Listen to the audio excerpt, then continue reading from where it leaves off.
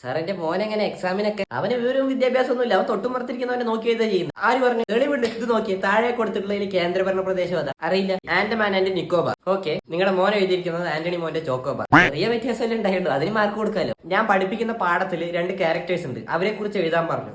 അവര് ലവേഴ്സ് ആണ്, പക്ഷെ അവൻ എഴുതി ബ്രദറും സിസ്റ്ററും ഒക്കെ അവര്. എന്റെ മോൻ ഒരിക്കലും തെറ്റില്ല സാറേ. ചിലപ്പോൾ അവരുടെ അച്ഛനെന്തെങ്കിലും കയ്യബദ്ധം കവിഹിതം പിടിക്കാൻ എന്റെ മോൻ എടുക്കണം. എന്റെ അത്ര പിടിച്ചിരിക്കുന്നു.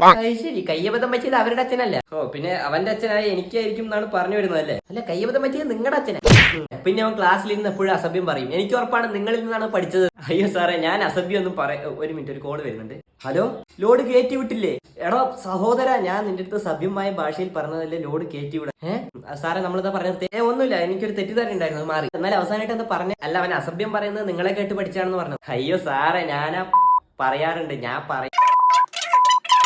അല്ല, എന്റെ മേലുള്ള തെറ്റിദ്ധാരണ മാറി എന്നർത്ഥം പറഞ്ഞല്ലോ. എന്താ? ഇല്ല, ഒന്നുമില്ല, ഞാൻ തിരിച്ചെടുത്തു.